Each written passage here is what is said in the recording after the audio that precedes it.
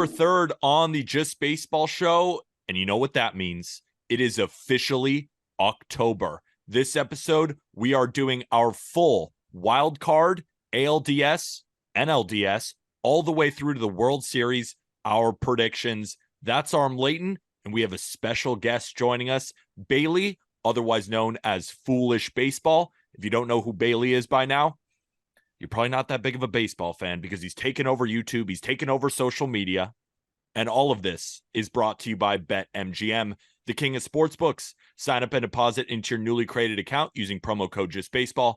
Download the BetMGM Sports app on iOS or Android, or visit BetMGM.com. Place your first bet offer and receive up to $1,500 back in bonus bets if it loses. If the bet does lose, your bonus bets will be available once the wager is settled. Gambling problem? Call or text 1-800-GAMBLER and must be 21 or older. Terms and conditions apply. Bailey, I'm so happy to have you on because this is one of my favorite episodes of the year. It's some of the best times of the year. People are dealing with football, start of basketball. No, October is ours. And before we press the record button, you asked a really good question. So I'm just giving it to you.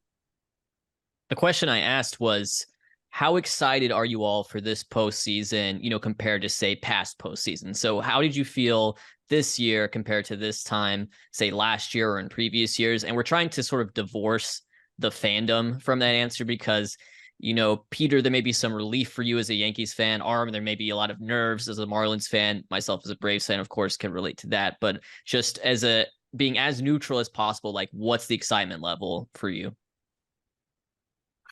I would say for me, neutrally, it's we were talking about the pitch clock. You alluded to that early, and I want to kind of get your thoughts on that too, because you asked it in a way of like, you're excited. For me, trying to remove the Marlins from it, because I've never had a rooting interest in the postseason. So I've always been the neutral fan aside from 2020. I got to say, like, this is the postseason that I feel like could kind of win over a lot of fans too. You have so many different teams that are involved. You have so many different teams that can make a run. I think the unpredictability of last year kind of has me excited about this year. I feel like everyone's wondering who's going to be the Phillies this year, who's going to be that team that kind of does it. Maybe it's the Phillies again, but yeah, who's going to be the team that kind of makes that run? And you can talk yourself into like 4 or 5 different teams that could do that. And that in itself gets me really excited. With all due respect, I hope the Braves don't just run the table because I think it makes it more fun. But, it's just so easy to say Braves win. But, I mean, we saw last year, and it could happen again this year. For me, as a unbiased journalist at the top of my field in terms of being unbiased, this is kind of the complete opposite of Aram. The first time in a while where my Yankees are not in the playoffs. So we go through the entire regular season normally where I'm hot and cold with the Yankees. That classic meme, are we back versus not being back? I go back and forth, and then we hit the playoffs time and I'm fully in every time, and I can't help myself. Now, there's no Yankees. So I get to look at each team objectively and actually pick a winner. And I get to go into each individual game without that fandom rooting interest. So while my Yankees aren't in it, I'm extremely excited for this postseason because I have all the numbers pulled up, right? We're going to go through bullpens, defense, offenses, righty versus lefty, home versus road to try and make the best predictions possible. And when I loaded up all the numbers, all I got to say is the Braves are the best team, but this shit is wide open, Arm. It's wide open. Yeah. Where do you stand, Bailey? How excited are you compared to other years? So there's a split within me right now because as a Braves fan, they obviously have the target on their backs. Everyone knows they're the favorites, but also, in baseball, what good is being the favorite give you right now in their position? What is it, a 25%, 30% chance of winning? That's you'd still probably take the field over the Braves if all odds were even. But yeah, as a neutral, I'm really stoked. One thing that I was thinking about with regards to the pitch clock and the shortening of the length of games, this is a little bit of a weird confession, but when I was a kid, my parents were really strict about my bedtime. Like, I had to go to bed pretty early, and I missed many a playoff game as a kid. I've been a baseball fan all my life, so up through age 10 or 12 or whatever, when those became lenient, I missed a lot of playoff games, or at least late innings of playoff games. And I'm excited, just I think there's potential that like this could be a rule change that leads to more kids being interested in playoff baseball. And, I'm really excited about that. So my excitement level is higher than usual. I was just looking at the slate of games we've got starting tomorrow and just sort of like I'm getting ready to just sit down and watch baseball all day. And it's just a great feeling. The one thing I want to add to that real quick, sorry, Peter, is that you have the staggered schedule, and it just, some of these games would drag out so long that you'd have too much overlap, and you're like, okay, which one am I going to watch? How do I keep up and whatever? And I mean, they're still going to overlap, but I do think that you're going to have a little bit more separation there as well. And the one point that you make about the pitch clock also just allowing kids to watch the game at night and things like that. I also think that I know a lot of people that watch postseason baseball and don't really watch the regular season because they like the high stakes aspect of every pitch mattering, every play mattering, but at times would be a little bit frustrated by the tempo of the game. So now you have every pitch and every play mattering at a, palatable tempo. And, you're still going to have the strategy. You're still going to have more pitching changes. It's going to be slower, but I love the idea of this, up tempo, high stakes baseball that we haven't really seen, that I think is going to endear a lot of fans. So I'm eager to see the ratings and all that good stuff too when we get there. Yeah, to quantify that, in 2018, the average game length was 3 hours and 4 minutes. 2019, 3 hours and 10, and that was basically the same, 311, 306 in that range. In 2023, the average duration of a game was 2 hours and 42 minutes, which was the lowest since 1984, courtesy of underdog MLB. So we're getting quicker, better games, and we have an awesome postseason. So, gentlemen, it's time to predict it. So we're going to go through the bracket. We're going to do a little bit on each team, keys to win, some stats for you, and then we'll figure out who's going to win the whole damn thing. So we'll start in the American League. The first series of the wild card, remember this is a 3-game set, is the Blue Jays versus the Minnesota Twins. Bailey, I'll throw it over to you for your prediction first, and then we'll go to Aram, then we'll finish with me, but I'll start with some stats. On offense, the Blue Jays ranked 11th in OPS, 16th in home runs, and 22nd in stolen bases. On defense, they were the 8th best team by defensive WAR. Starting pitching was excellent. 3rd in ERA, 6th in Sierra. In the bullpen, again, fantastic. 8th in ERA, 4th in WHIP, 2nd in Sierra.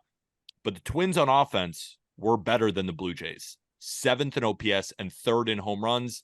They were worse on defense. Starting pitching, they were even a little bit better than the Blue Jays. 2nd in ERA, 2nd in Sierra. And then the bullpen, 7th in WHIP, 10th in Sierra. I know I just rattled off a lot of numbers for you, but we're just putting it in perspective. Blue Jays, Twins, how do you see the series ending up? Yeah, so in my notes for this one, I have written the words stoppable force versus movable object. Neither of these teams have the most sterling playoff record lately. I for the Twins, it's worse, although a lot of their 0-18 streak, which I think is going to be probably a big discussion point, is with past players, past coaches, past GMs that weren't there, So it's not like this exact Twins team is on that streak. The consistency has been the fans, and I obviously feel for them. I think these teams are really similar because when you look at them in recent years, they had sort of the offensive identity first and foremost. Like these were like deep, young, fun lineups. And this year we've seen the pitching really be at the forefront for both of them. These are 2 of the best rotations in all of baseball. So it's going to be a lot of fun. And I'm almost sad that this is a short series, a best of 3 series, because I would love to see what they could have done against each other in a best of 5 or a best of 7. I'm going to pick the Twins to break the streak here. I think they're gonna get at least 1 win, and if you get 1 win, why not get 2 out of 3? So I'm gonna pick the Twins to advance here. One thing that I think could be an X factor for them is that ability, and this will perhaps even be bigger for them later on in the postseason should they make it further. But I really like the idea of like Kenta Maeda coming out of the bullpen for them in some of these games. Like he's familiar with that role based on his time in Los Angeles. And, they've got guys like, Caleb Thielbar, Brock Stewart are going to be back in the fold there. Like they have a really potential to have like 4 or 5 really good relievers, following up these starters. And, you said it earlier, they do have a good offense. They have a pretty strong offense. And overall, this is a more complete Twins team than I think people are giving them credit for. I love it. And how about Chris Paddock? Is he going to be a guy that can potentially contribute out of the bullpen as well? He's running it up to 99. So all of a sudden the bullpen looks a little bit fortified. So a lot of the reasons that Bailey just said, I'm in on the Twins here. The Blue Jays, we talked about it. I think Jack and I a couple episodes ago. I keep waiting for them to be that force, as Bailey alluded to, and they just haven't quite been that. They're talented and they've been able to, tread water because of, all the players that they have and the balance of, good pitching, solid defense and enough hitting. But I think in a series, those deficiencies kind of get exposed a little bit. And I trust the rotation just a lot more. I think Pablo Lopez has just really thrown the ball well. Then you have Sonny Gray in game 2. Like the Jays haven't even totally, I think, mapped out how they're going to go with their postseason rotation, which I think kind of says something here where you can feel really good about what the Twins are doing with Lopez and then with Sonny Gray. And then they just have so many other arms that can be stretched out, that can fill in, that can, come into relief. How about Bailey Ober and how he finished the year? I'm a little bit nervous about injuries, with this Twins team. Of course, you got Correa banged up, you got Lewis banged up, you got some moving parts there, but I still think they're going to hit enough. And again, I think the pitching is going to be the separator with an underrated bullpen, as Bailey mentioned. I'm in on the Twins, and I think they might take it in 2. I'm very happy that both of you guys said the Twins. I've made 2 bets so far, and I took the Twins at -105 to win this series. The way I look at it, I think home field advantage is huge, especially for the Twins, because the Blue Jays have been good both on the road and at home. But the Twins at home are 47-34 this year, while on the road, they're 40-41. So they are under 500 on the road. Luckily, they get this series at home where a lot of their starting pitchers are better. And what the Blue Jays' strengths are, right? Starting pitching and bullpen by the stats. The Twins are slightly better in the rotation. And then when you move them to the bullpen, like Bailey said with Kenta Maeda or potentially Chris Paddock, that bullpen gets deeper and deeper. And when I look at the fact that the Blue Jays are probably going to face 3 straight righties, I'm looking at a Blue Jays offense that since August 1st, since the trade deadline, 100 WRC plus, which ranks them 12th. Now the Twins, they're going to see both righties and lefties, both in the bullpen and in the rotation. Well, they're 6th in that time span in WRC plus and 3rd against lefties. So 6 against righties. It's been a really good offense. I have 3 starting pitchers that I think all at their best could potentially be in the Cy Young conversation. We've already seen Pablo Lopez and Sonny Gray be in that conversation this year, but Joe Ryan went through an injury, but then we finally see him clawing his way back into that conversation if he was able to pitch a full year. I love the Twins. I was almost thinking, Arm, it's funny you said they get it done in 2. I was almost thinking, should I bet over 2.5 games played? Because you got Gausman game 1, and as great as the Twins are in the rotation, none of them are as good as Gausman, but at the same time, Gausman for years, lack of run support. They just don't show up when he's on the mound. It's weird. So I bet the Twins at -105. They should not be an underdog in the series. They should be the favorite. I don't trust Romano to shut the door either. And I think that's a side of it too. Like who's the high leverage arms here? And it's in Minnesota, right? Isn't Romano, isn't he terrible outside of Canada? He hates the United States of America. Yeah. So that's where I'm at there. So we got the Twins moving on. Let's get into the next part of the bracket. That is the Rangers against the Tampa Bay Rays. The Rangers are pretty good. Yeah, they're pretty good at hitting. 3rd in OPS, 3rd in home runs. In terms of the starting pitching, that's where it has not been as good by the advanced metrics in Sierra. 18th in Sierra and 7th in ERA. Bullpen, 24th in ERA, 16th in Sierra. What do we know about the Rangers? They're going to hit, but they're going to struggle on the mound. And guys, when you compile all the stats for each team, like you know who these teams are, but sometimes when you really quantify them, the Rays really surprise me. The Rays are really fucking good, guys. 4th in OPS as a team, 6th in home runs. 5th in ERA from the starting pitching standpoint, 1st in Sierra. And the bullpen, 11th in Sierra, 11th in WHIP, 2nd in WHIP, 11th in Sierra. From top to bottom. And I know the Rays, they mix and match, right? In the starting rotation, it's not always the 1 through 5 starters, but they got Glasnow on the bump, they got Aaron Savali, and then they figure it out from there. Rangers, Rays, Bailey, who you got? I'm going to go with the Tampa Bay Rays. I do want to shout out the Rangers here. There's a very distinct possibility the Rangers offense just shows up. They score 10 runs in 2 games and then they move on. You know what I mean? Like that is a very real possibility for this lineup.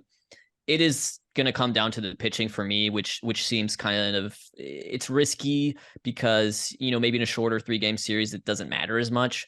But I look at that game 2 in particular. Game 2 right now, as it's lining up, the expected starters are going to be Nathan Eovaldi versus Zach Eflin. And if you'd have, given me that matchup in the first half of the season before Eovaldi got hurt, I would say, okay, that's a great matchup. Those guys are both having great years. Eovaldi is not himself right now, like not even close. He's really struggled to come back from that injury. I don't think he's like fully built up, ready to go. And Zach Eflin has had a monster year. He has had an absolutely monster year. It's been so fun to watch. I think he's one of the top pitchers in the American League this year, definitely. And so that just screams like huge mismatch for me, even if Gumby shows up in game 1 for Texas. So I'm going with the Rays. I'm going with a team that's got more playoff experience overall. And this Rangers team, I think there was maybe a time where they could have made this work. Maybe if they had Scherzer still around or something like that, or, obviously if they had DeGrom still around, I could have seen myself picking them. But right now at this very moment in the season, I have the Rays as the better team and I expect them to move on. Yeah, I hate to echo the same sentiment there, but the one separator is that offense, right? And you have a Rangers offense that has been as good as any for most of the year, went through a little bit of some dry spells. But when I look at the last month of the season and you look at what the Rays have done offensively, 6th in WRC plus at 115. That's just ahead of the Rangers, who check in at 8th at 110. It's like, okay, the Rays have the ability to swing it with them too. And that lineup is just long. Like even without Wander Franco, even without, Lowe, with Brandon Lowe, they are still just swinging it. And especially a guy like Yandy Diaz has not slowed down. Josh Lowe, if anything, has continued to get better. Paredes, of course, you got playoff Randy. And the fact that playoff Randy's almost an afterthought in this lineup because of how good, this entire lineup has been. And then, of course, echoing all the same sentiments when it comes to the pitching staff and the bullpen. And I think that's the big thing for me is they might be able to get a quality 4 innings from Eovaldi. Maybe he finds something. I think Jamon is going to give them a quality start. But how does that bullpen hold up? I mean, we see Chapman kind of run into a wall again at the end of this year. Who's going to step up out of that pen versus the Rays pen? I think it's pretty tough to measure those up against each other there. So I think that the Rangers could snake one. And the thing is, as Bailey said, even in a 3-game set, it's not that many games. Once you get to game 3 and you already used some of your best bullpen arms to win that game 1, I just feel like a game 3 will be kind of a layup for the Rays. So it's just too hard for me to see any way of them losing this one. Yeah, I went into this wanting to pick the Rangers because of that first thing you said, Bailey. They could put up 10 runs on you in 2 games and then you're just going home. Like it's an offensive onslaught where the Rays could have a great offense, right? They could put up 3 to 4, right? They're not facing you and I up there. They're facing Jamon and Nathan Eovaldi. Those are good starting pitchers. So if they don't kill them, the Rangers can just steamroll them. These reliever numbers are great. Starting rotation is great. When the Rangers offense is on, it doesn't matter. But the more I looked into it, the Rangers don't actually have an edge on offense, on starting pitching, in bullpen. They are a better defensive team, but you're putting them in the Trop. Ask Blue Jays fans. They did not want to go down there to Tampa, and for good reason. The Tampa Bay Rays might be the best team at home in all of baseball. They went 53-28 at home this season. Only a few teams can say they've won 50 games at home. I think the Rangers will get one. That's what I will say. I think they have a game where they put up 9. They just have one of those games. I don't know against who.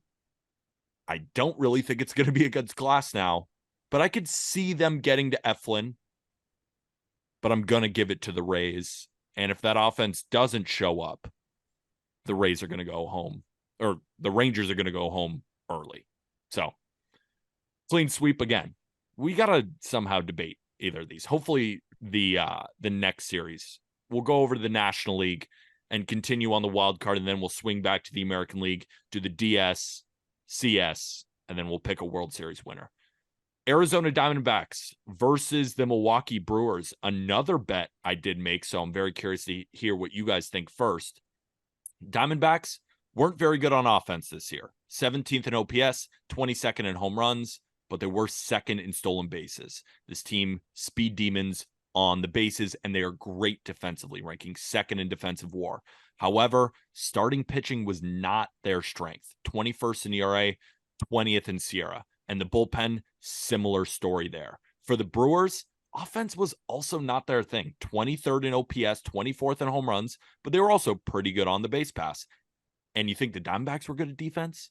This Milwaukee Brewers team ranked first in defensive WAR, but starting pitching is the calling card for Milwaukee. 3rd in ERA, 10th in SIERA, and then the bullpen, we know about all these flamethrowers back there, led by Devin Williams, 2nd in ERA and 12th in SIERA. You got a young Diamondbacks team who shocked the world by getting into the playoffs, facing a Milwaukee Brewers team that always feels to go underrated in these spots. But they got the 3 starting pitchers in a 3-game set. Bailey, where are you going?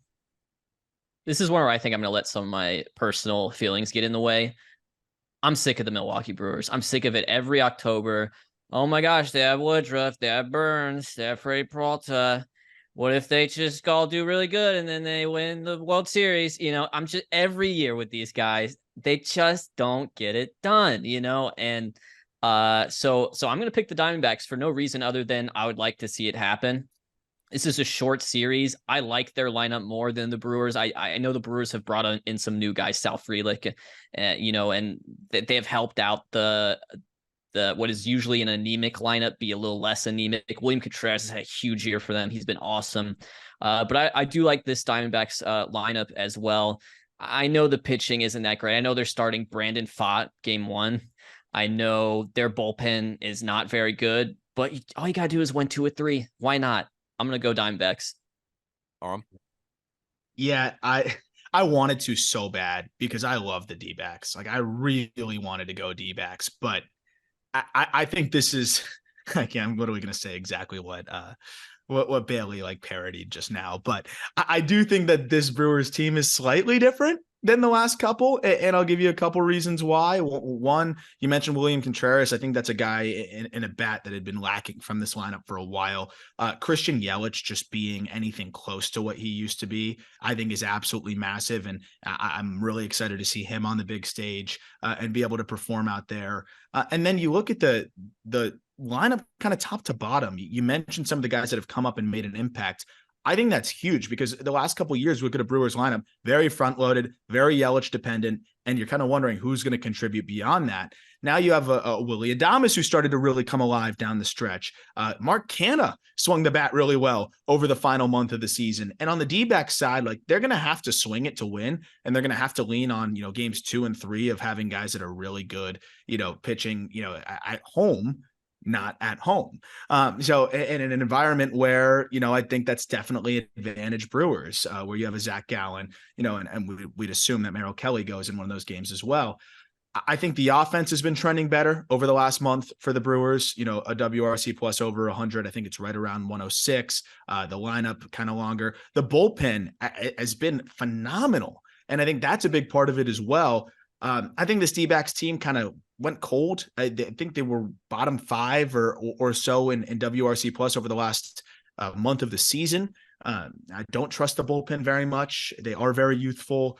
I think the Brewers knock them around pretty good. And I think this is finally the Brewers team that kind of makes a push because it finally has a little bit more balance and a bullpen that is, not as top heavy. I think is you got like 4 or 5 arms in that bullpen that I think you can trust and that you can go to. And, I don't need to sell you all on the rotation, of course.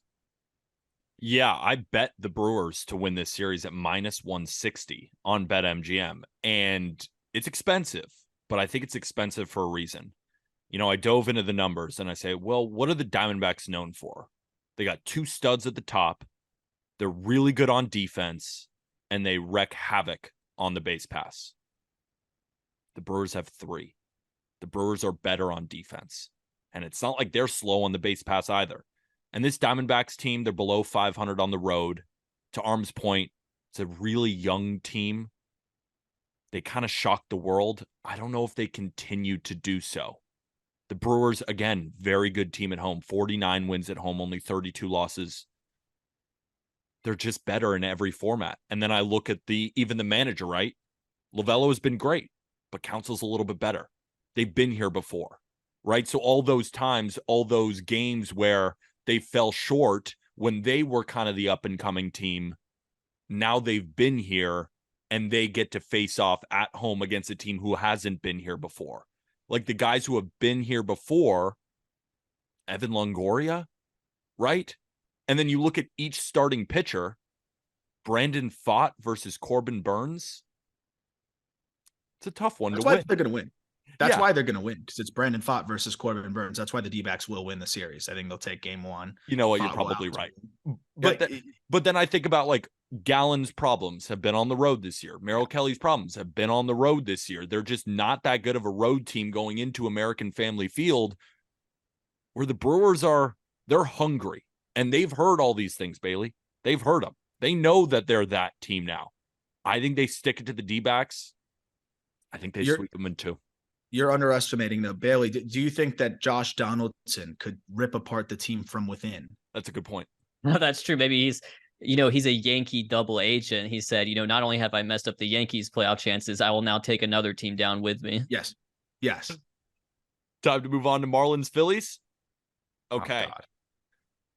Oh, The Marlins offense is kind of stanky. 19th in OPS, 22nd in home runs. They don't steal any bases, and they were ranked 29th in defensive WAR this year. The calling card has been the rotation, 9th in ERA, 8th in Sierra. So this is the top 10 rotation, whether you look at advanced metrics or the standard metrics. But the bullpen projects well, 9th in Sierra, 21st in ERA. And the Phillies, it's going to be a tough one for Miami. 6th in OPS, 8th in home runs. Defense, they also struggle, but Miami has been worse. 15th in ERA from the starters, 7th in Sierra. It's been a good rotation overall. And the bullpen, not known for being a great bullpen, but has been 6th in ERA and 8th in Sierra. The Phillies are one of the big favorites to win this series. Arm, we'll go to you first because you're the Marlins fan.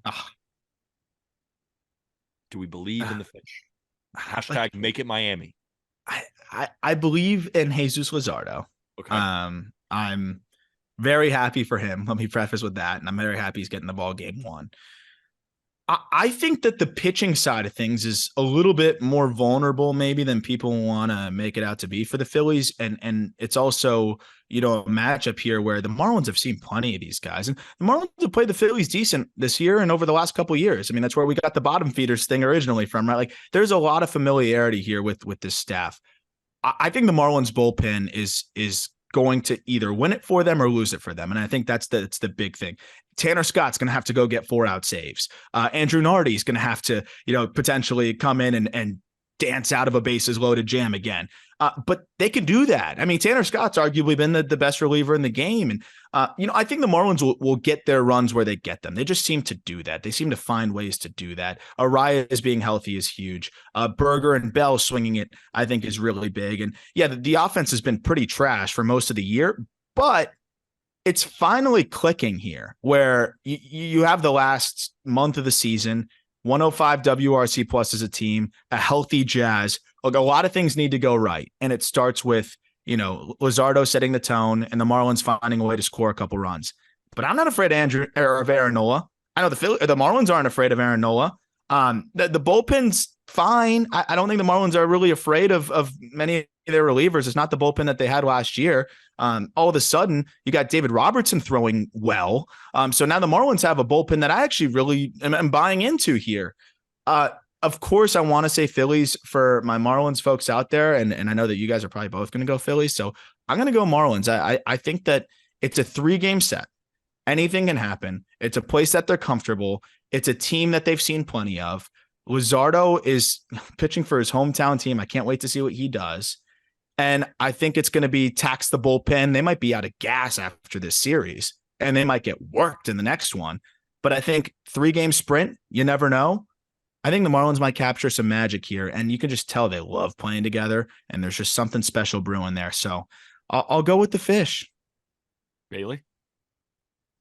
I like it, Arm. One thing you alluded to that I think is 100% true is that this Phillies starting pitching is a little bit more suspect than I think people would give them credit for.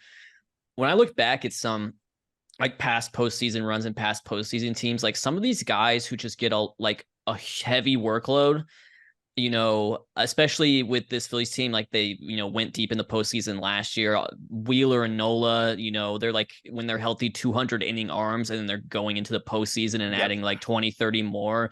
And then, now they get a shortened off season because they're in the World Series last year, and then they do it again. And I could definitely see just fatigue being an issue for the Phillies at some point this postseason, especially for those two horses up front. For me personally, like, without Sandy Alcantara in the mix, this is probably the series that has the biggest talent gap for me. And that's saying as much about the Phillies and the talent they have rather than really like bagging on the Marlins necessarily. I think Kim Ng did a great job lengthening their lineup at the deadline with Bell and Berger, and those guys have made huge contributions to get him there. I personally am going to choose the Phillies for this one. They've been playing some really great baseball ever since they got Johan Rojas into the mix, and that's really improved their defense a lot. And you've got Harper at first and Schwarber DH now. So I think even that defensive weakness could be, even if the season-long stats aren't there for the Phillies, it's a little overstated if they get Schwarber, DHing most of the games this postseason. So yeah, I'm going to take the Phillies just because they're really good. It's not even really that I think the Marlins are bad. In 2 or 3? I'll give them 3. I'll let the Marlins win 1. I think I could actually see like you said you like Luzardo a lot game 1. Braxton Garrett's had a really nice year. I could see him having a start, Yeah. I'm with you. And Garrett, has been a guy that keeps churning out quality starts and then hand it over to the bullpen, and we'll see from there. I am worried that the Phillies offense could just bludgeon them, and then all of a sudden you can't catch up if you're the Marlins. But it'll be fun to see. I don't blame you for that prediction. I already know where Peter's going with this one. Yeah, I'm going to take the Phillies. I mean, like, what kind of was also the decider in the Brewers versus Diamondback series is that the Brewers were incredible against teams that are over 500. The Brewers were 51-38 against teams over 500, while the Diamondbacks were 40-50. Well, the Phillies were 47-43 against teams over 500. The Marlins were 38-50. So again, when the going got tough and against the really, really great teams, the Marlins often fell short. And when I said, well, the Phillies are kind of weak on defense, I don't love Kimbrel in the 9th. I kept thinking to myself, well, everything that I'm kind of worried about the Phillies, I'm more worried about with the Marlins. Fair. Now, I'm not saying Phillies in 2. I actually think, Arm, they're winning that Garrett Nola outing. But then, because I was going game by game, and I was like, okay, I really like Luzardo. Luzardo in Miami, yes. Luzardo in Citizens Bank against Wheeler, who has proven that he is a playoff dog. I'd have to go with the Phillies on that one. I think Garrett shocks people in game 2. And then I look at most likely Ranger Suarez, right, in game 3. And the Marlins, they were good against lefties, but that started to trickle down. Since the trade deadline, they ranked 21st in baseball against left-handed pitching in terms of WRC+. I think you're going to get big-time outings from Scott and Nardi in the first 2 games, and I think it just runs dry, and the Phillies win game 3 in Citizens Bank. But I think it's a good series. Like, I think this series is going to be more competitive, truthfully, than Brewers Diamondbacks. And the Phillies, when we're looking at a series price, are more expensive than the Brewers. That's why I made the bet on the Brewers. Do you happen to have Phil, so this might be the most important split series. Do you happen to have the Phillies numbers against left-handed pitching this year in front of you? I'm not going to bother trying to change anything on the Fangraphs page because I'll probably drop out of the Zoom. The Phillies rank since August 1st, 7th in WRC plus against lefties at 123 and 4th against righties at 119. Yeah, that's scary. It's a good fucking offense. They're really good. So, all right. So, right now I have the Twins playing the Astros, the Rays playing the Orioles, the Brewers playing the Dodgers, and the Phillies playing the Braves. Bailey, you have the Twins playing the Astros, the Rays facing the Orioles, the Diamondbacks facing the Dodgers, and the Phillies facing the Braves. So we'll start with Twins Astros because that's what we all have. And just to give you some stats on the Astros, because of course we were wrong on this show when the wild card was getting down to it. We thought the Diamondbacks could hang with the Astros, but they couldn't. And the Astros are inevitable, like Thanos snapping his finger, right? So when we look at some of these stats for the Houston Astros, while I pull them up real quick, the Astros, as you probably know, have a very good offense. 5th in OPS, 17th in home runs. Against lefties and righties, they are 1st and 2nd in Major League Baseball since August 1st. They're a great defensive team, but the issue has been in the starting rotation, 12th in ERA, 17th in Sierra. Then when you look at the bullpen, 7th in ERA, 7th in Sierra. So really over the full season, the one hole for them has been their starting rotation, Bailey. But then again, Framber in the playoffs. Christian Javier has been pretty damn good, if we remember the no-hitter.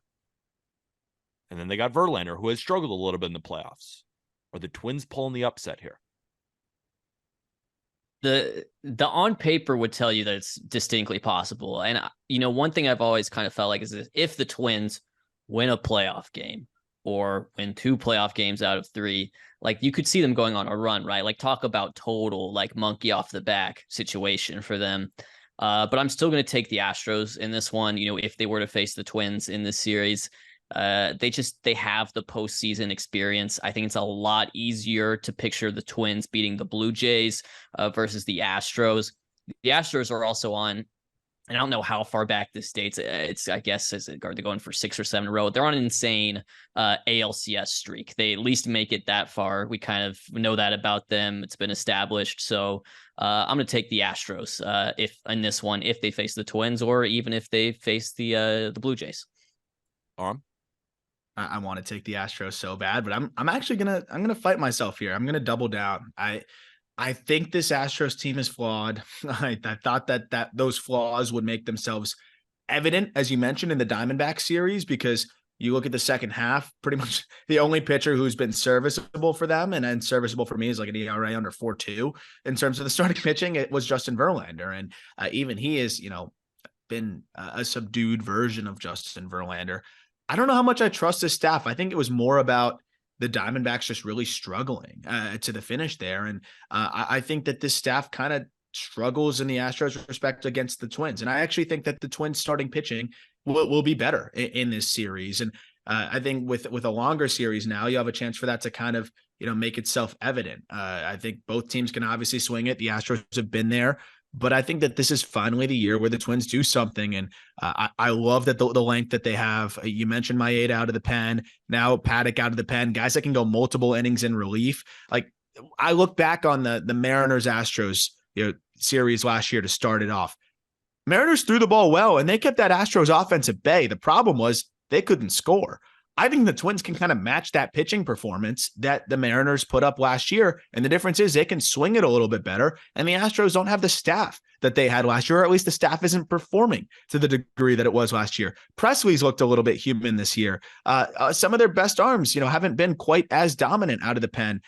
I like the Twins bullpen in this one too. I think if as long as, and a little bit more time for Royce Lewis to potentially, be able to get out of the DH spot and play in the field. Maybe they have Buxton back for this series, even if he's in a limited action. That's a great bat off the bench. That's a great guy to be able to mix in there in spots. they got a lot of options. And I think that this is going to be an opportunity for the Twins to finally make a run. And I think this is just a vulnerable Astros team that has already taken it further than people thought because of the experience and because of Dusty Baker. But I don't trust those arms. Here's what I don't trust. I don't trust Rocco Baldelli. I don't. And I've said it all year long. I think he is one of the worst managers that is currently in the playoff picture.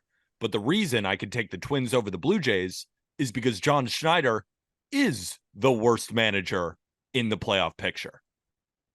I think it's going to be kind of one of those, like if you compare it to the NFL, like a Bill Belichick-led team that's kind of going under the radar against this new and upcoming team with a lot more firepower, and then they just get managed to death. And I know in baseball, it's a lot harder to do that, but I think that the Twins will move through the Blue Jays. But while the Twins have all these great pitchers, they don't have the Astros offense. And the Astros have been one of baseball's best road teams. So if they go into Minnesota, they can win those games. And I'm just picturing Framber on the mound, Christian Javier, they just do enough, right? Where they either out-hit him or they just do anything they can in order to win this series. And I think the Astros might like being the underdog. They're not the 100-win team. They're not the clear prohibitive favorites where everyone is just moving them straight in. I think a lot of people think this American League is wide open, right? The Orioles have been a better team this year. The Rays have been a better team this year. I think the Astros take it to heart. And that series against the Diamondbacks arm really sold me. Yeah. Whenever the Astros have smelt blood this year, they pounce. And I think that's what's going to happen in the playoffs. And I'm kind of nervous they're going to win the whole thing now.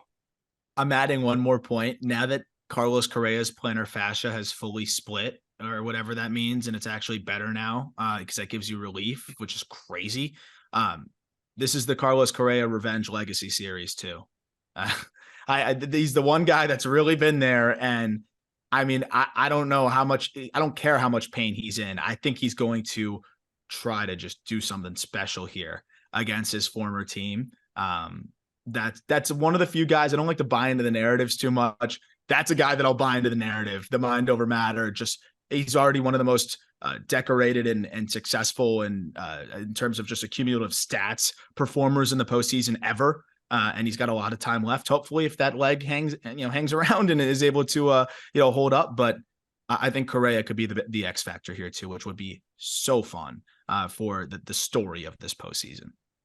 So we all have the Rays getting past the Rangers, and if the Rays do beat the Rangers, they will face off against the 1-seed Orioles. This 1-seed Orioles team, by the numbers, was not as prolific as you might think for an Orioles team that won 101 games, 14th in OPS, 17th in home runs. They were not great defensively, 21st in defensive WAR. In the rotation, 11th in ERA, 12th in Sierra. I mean, the bullpen was great, 5th in ERA and 5th in Sierra, but they did lose Felix Bautista. But if you look at bullpen ERA, they haven't really skipped a beat. Now, there's context to it. Come playoff time, I think even Orioles fans would agree, without Felix Bautista, your bullpen is not quite as prolific. Bailey, when I look at the numbers, it tells me Rays. But if I've watched this year, the Orioles just figure out a way to win. This one is one of the hardest ones to predict, I think, in this entire format. So where are you going? Give me the Baltimore Orioles. I feel like they kind of proved it in the regular season more than the Rays did. They won that division. They won games versus the Rays when they needed to. They went 8-5 versus Tampa this year. And that was a big difference in terms of, getting them to win that division. I like, when I think we alluded to it some when we were talking about the Rays matchup versus the Rangers. There's this fear for the Rays that even though they had such a great offense in the regular season, that their bats could go cold, not too dissimilar from, what happened to them during last year's postseason. I know it's a different team. I understand that, but that's a distinct sort of possibility with them. I really like this Baltimore Orioles team. I'm sure a blonde boy with long, flowing, curly blonde hair will get the job done in some capacity. 2 or 3 of them And I'm going to pick the Baltimore Orioles to advance in this one over the Rays. I'm with that. It's just one of those things where I'm with you. You got to kind of just throw some of the numbers aside here and just look at what happened over the course of the season, how this Orioles team just continues to perform. And this is another team that just seems kind of built to exceed expectations, and they play really well together. And there's just a lot of cohesiveness when you watch them play. And I think that they're kind of there to weather the storm. They could fall down in a series. They could get punched in the mouth. And I don't really think that they're going to, be flustered too much, and they don't have much to lose. And I do think that this is the series where you can kind of see, some of the star power shine through. And it's wild to say, that the Orioles might have more star power than the Rays. But of course, the absence of Franco, the absence of a couple other guys. And with the Orioles, I think Gunnar Henderson is turned into a star, and he's a guy that probably is an MVP candidate for me next year. And I think that this is going to be kind of a big coming out party for him, a big postseason. Adley Rutschman has quietly had a really solid year, but I think this is where we could see Adley kind of go nuclear. They have a lot of different ways where they can really put it together offensively. And then you look at the pitching side of things. I do wonder when the Rays get through that first round of the playoffs, and, is Glass now going to hold up again now? He might have to go twice in this next series. How is he going to perform there? Of course, they have Eflin and Savali, but conventional thinking says Rays pitching is way better. But then you look at, some of the matchups here and the way things shake out. I think Bradish has been one of the best arms in the game over the last couple months. And at some point, we got to just kind of subscribe to the fact that, if you're going to buy into Eflin, you got to buy into Bradish too. And that's kind of where I'm at there. G-Rod, I think, is the X factor. And I like a lot of what I've seen from him. And I think that he can really perform here in the postseason if he puts it together and looks like the guy that we've seen through stretches of this second half of the year. I think this is all about the O's, but where I really buy in is that the bullpen can match that Rays bullpen. If it turns into a bullpen game, if it becomes a mix and match type of thing, I think that the Orioles can keep up. And, it'll be a manager battle here for sure. But I think that's a side of things that the Orioles can keep up with also. So I think it's going to be the best series of the postseason, arguably. And I think the Orioles end up taking this one. The last thing I'll say is they're one of the few teams that played well in Tampa this year and held their own in Tampa this year. So I think that's going to matter in the postseason here when that's probably, as you mentioned earlier, Peter, one of the biggest advantages that the Rays have. No one likes playing there except for them. But this might be the one team that's okay with it. I really want to buy into the Orioles. I really, really do. They're so much fun. They're so young. I love their fans. The more I watch Orioles games and seeing those fans, I want them to win. Like what? When we're turning on a Rays game and you're watching them at the Trop, like they aren't that fired up. The Orioles are this young and really exciting team that I think everybody wants to buy into. And the numbers would relatively back it up, right? You guys said it yourselves. They got the pitching. They performed well against Tampa. But I kind of feel like this is similar to Brewers Diamondbacks in a way, where the team that keeps making it but hasn't fully broken through yet against the nice and fun up-and-coming young team where we all want to buy into. I think the Orioles, if you look at their farm system, they are building a dynasty. However, I don't think they get to the peak of that dynasty in year one of it. I still think the Rays have the better manager. I think with Felix Bautista going down, the Rays have the better bullpen. And we look at starting pitching, I'm still buying Glasnow, Savali, and Eflin over Bradish, G-Rod, and whoever they decide to go with game 3. And then I look at the offense. They've been better offensively, not only over the entire year, but since August 1st. Losing Wander stinks, but I just think that they are the better team. And while they didn't show that by winning more games in the regular season, I think the postseason is a good time to get going. I wonder if the rest factor will not do a team like the Orioles well, right? They got a lot of time to think about it. They're a really young team. So they get all this momentum from the regular season. Then they just kind of sit there and wait while the Rays kind of do a beating of the Rangers and get fired up. And then it's just one of those games where the Rays just outcoach this young Orioles team. But with that said, I want to be clear. If the Orioles were facing kind of any other team, I'd probably take the Orioles. I think this has a World Series feel to it. I just think that the Rays have been here too many times before, and they don't end up losing this series. But it's going to go long. It's going to be sick. Give me fire. But give me the Rays. Keep you. going. Let's keep it going. Let's do it. All right. So next up, we'll go to the National League. Bailey, we'll start with you because you're the one person with the Diamondbacks going over the Milwaukee Brewers to face the Los Angeles Dodgers. And I shouldn't have to read you the Dodger stats because we all know how freaking good they are. But when I was putting together the stats, I didn't kind of realize how amazing they are. Like, we all know that the Dodgers are great, but the Dodgers won 100 games again. They finished second in OPS, second in home runs. In terms of the starting pitching, it wasn't great from an ERA standpoint. 7th in WHIP, 15th in SIERA, and the bullpen was unbelievable. 3rd in ERA, 1st in WHIP, and 4th in SIERA. Is the young Diamondbacks team get past the Dodgers, or are the Dodgers, Bailey? It's going to be the Dodgers or the Dodgers type of series. What I like about this Dodgers team, and you look, the numbers won't tell you this at all, but this is a low pressure Dodgers team. Every year they come into the playoffs and they have so much pressure on themselves. It's World Series or bust. They have to win it. You know, they did get the job done in 2020, but for a lot of people, there's an asterisk. And I'm sure even for guys on the team, you know, like Will Smith or Mookie Betts or Kershaw, who are still around, they really want to win a normal World Series, you know, for lack of a better term. They would love to win in front of their home fans, for example. So I really like how this Dodgers team is gonna shape up this postseason. I'm excited to see what they can do.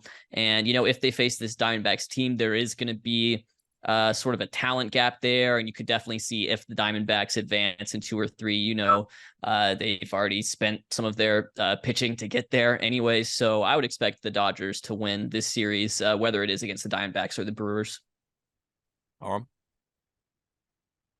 So for me, you know, I got him against it's Brewers Dodgers here. And this is the Brewers team, man. This is the team that's going to do it. The Dodgers, I agree. They're a low pressure team. I also just watched Yency Almonte in his rehab appearance look fantastic. So I'm interested to see if, you know, they bring him, you know, into the fold here as well. And the Dodgers, I mean, the bullpen's always going to be great, but I have some concerns about the starting pitching. Right, a big reason why they've been able to get through this regular season is Bobby Miller. And, you know, I don't want to be a hypocrite and say Grayson Rodriguez is the X factor, but, you know, Bobby Miller is.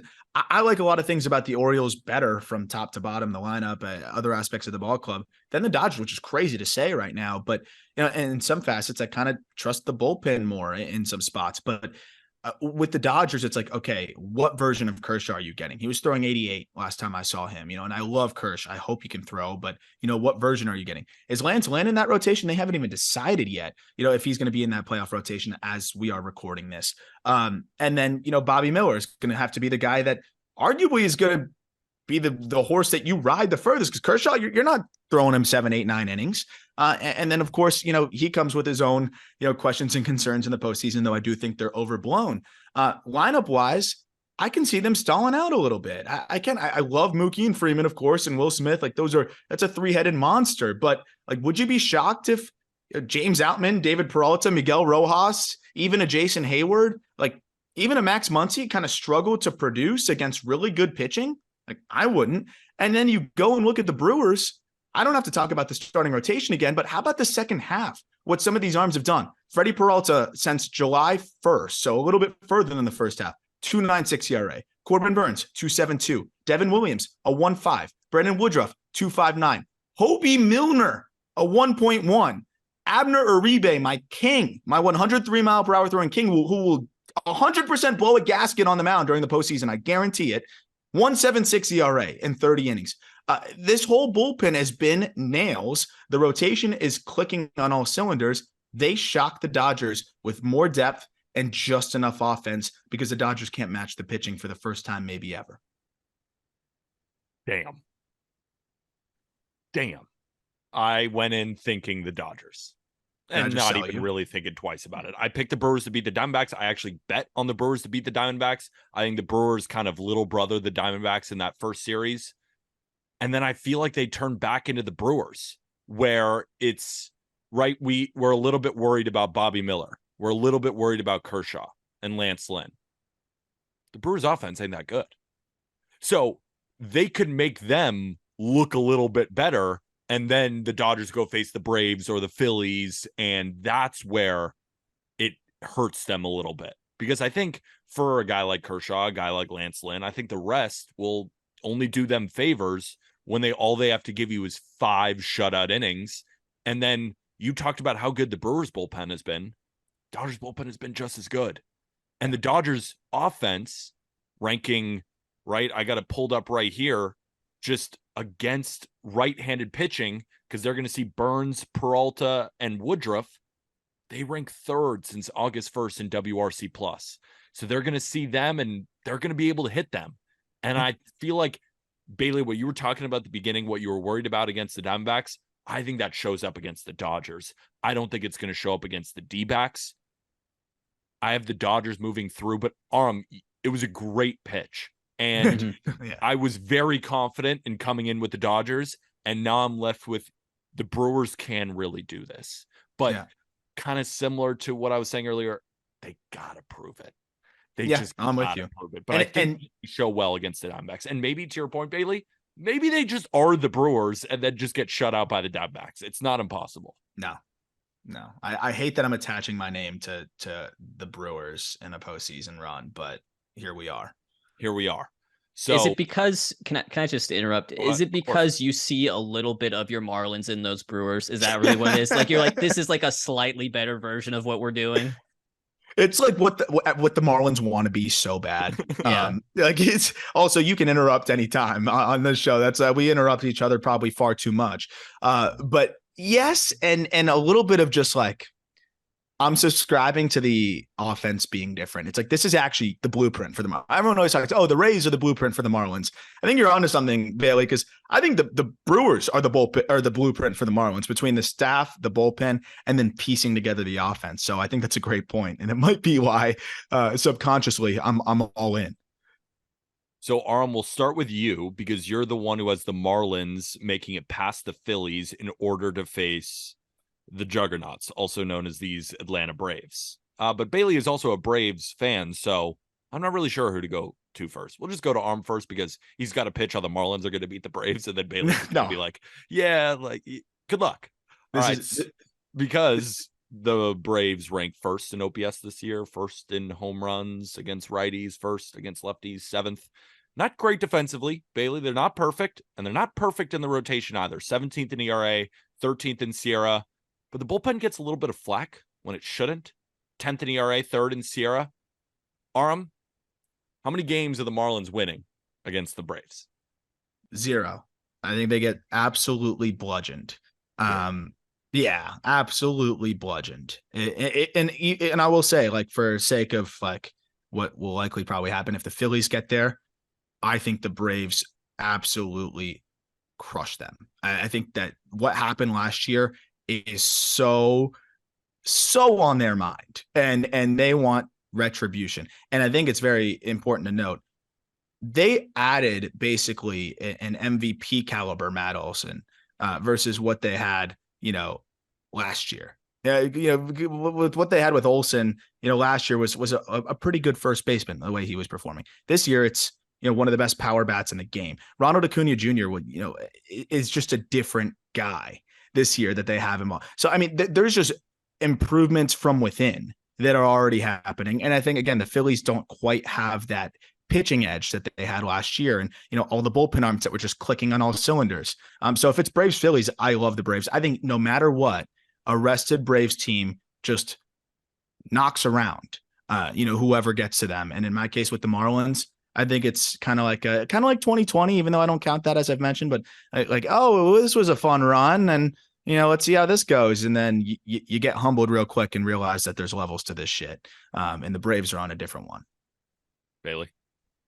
Well, Arm's completely correct in that, if the Braves, if they were to get the Phillies, they're out for revenge. The way they celebrated when they clinched the division, they were at Citizens Bank Park, and it was very clear that like that was very important to them. They wanted to win that on the Phillies' home turf. and they celebrated like crazy because of it. For me personally, like everything I'm about to say about this hypothetical Braves Phillies series would also apply to last year's Braves Phillies series, and we know how that ends up. But I think the bye comes into play here. If the Phillies come out of this series victorious over the Marlins, they don't get to start Nola or Wheeler game one. They have to start, Taijuan Walker or someone else,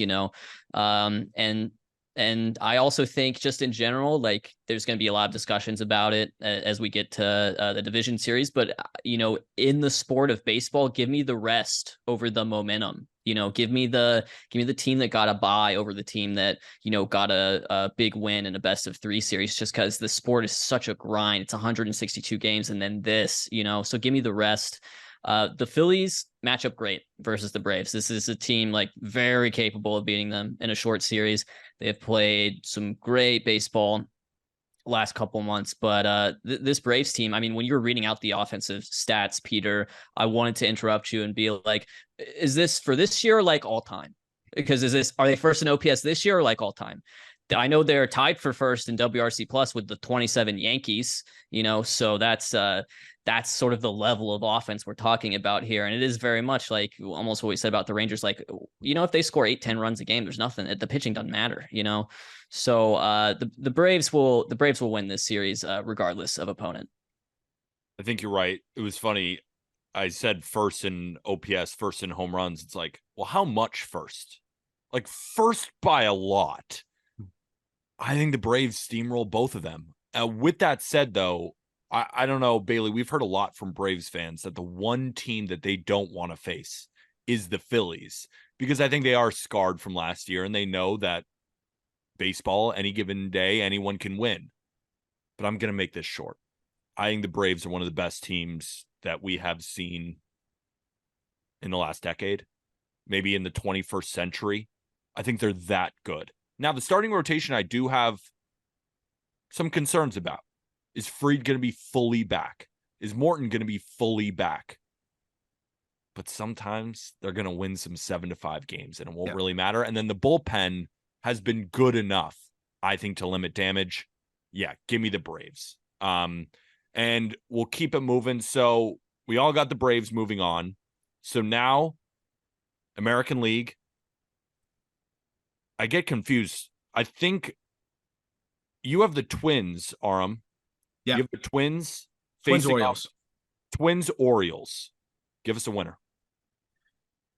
This was a tough one. I'm gonna go O's. I'm buying the Magic this year. I think this is finally where, to Bailey's point, the pitching kind of runs out of gas a little bit for the Twins. I mean, Pablo Lopez is a guy that's, historically kind of run out of gas a little bit as the year goes on. You mentioned, Sonny Gray and some of his issues. He's not really built up to this degree over the last few years. And, I think with the Orioles, a lot of younger guys, a lot of, ways to piece it together and get by. I think it turns into a little bit of a slugfest in this series. And I think that the Orioles, end up outslugging the Twins. I think this is going to be the best one for television, because I think it's going to be a lot of runs and a lot of fun. But give me the O's advancing to the World Series. Bailey, your American League winner? So I have Orioles and Astros, and I'm going to take the Orioles in this one. Orioles on to the World Series for me as well.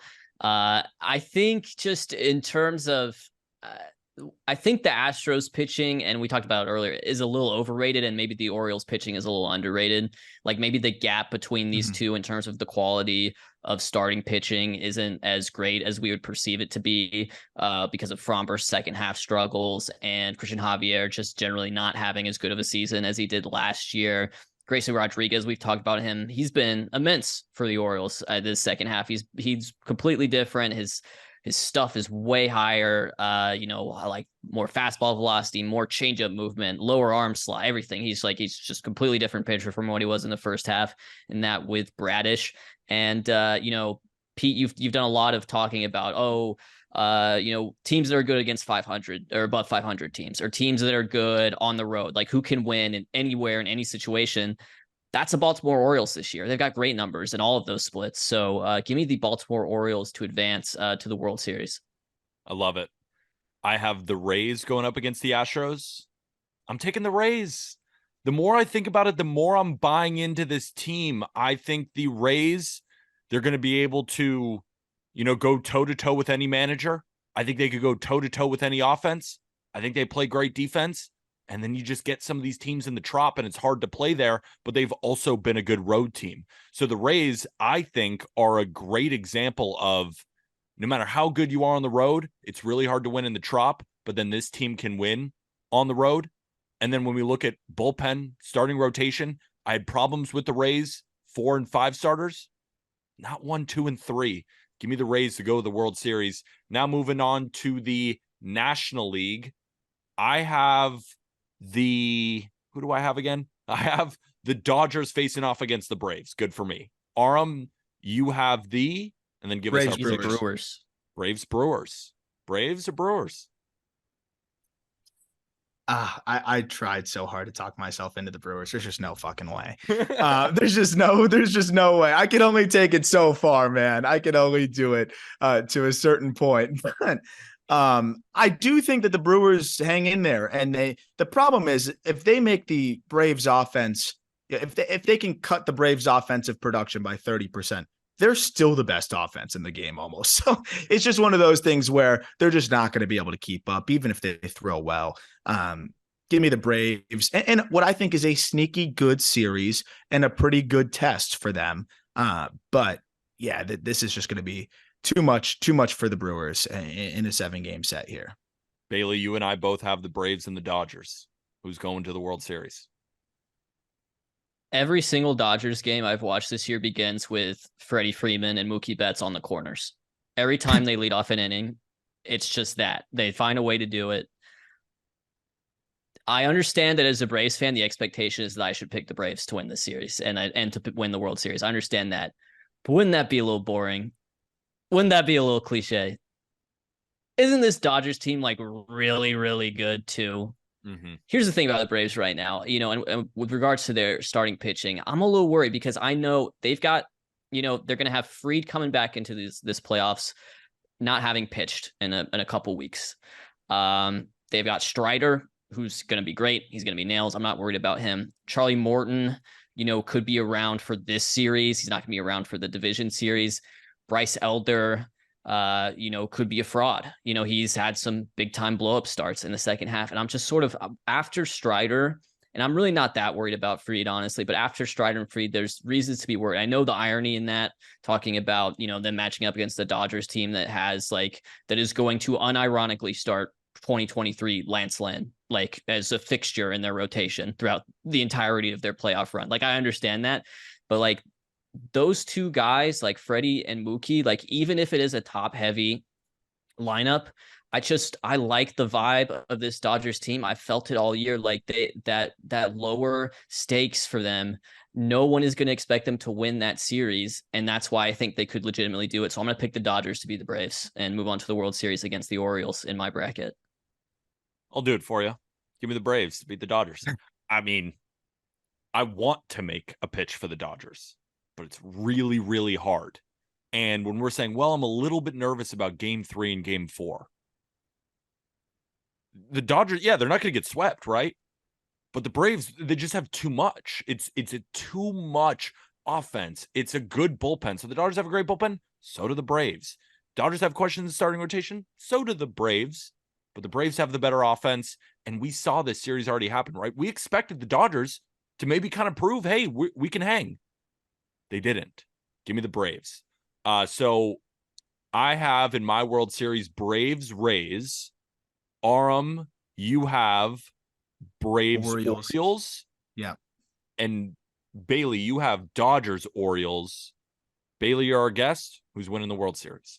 I'm gonna take the Los Angeles Dodgers. If they beat the Braves, why not? Right? What are the Orioles gonna be if they beat the Braves? The Los Angeles Dodgers won 100 games this year. They have a plus 207 run differential. They're only 20 runs behind the Braves in that regard. They went 49-24 in the second half of the season. They've just been on fire. And this is my Dodgers Orioles matchup is the starting pitching is overrated series. That's sort of my viewpoint coming into this postseason. You've got rest days. You can piece it together. The Dodgers have 8 good relievers.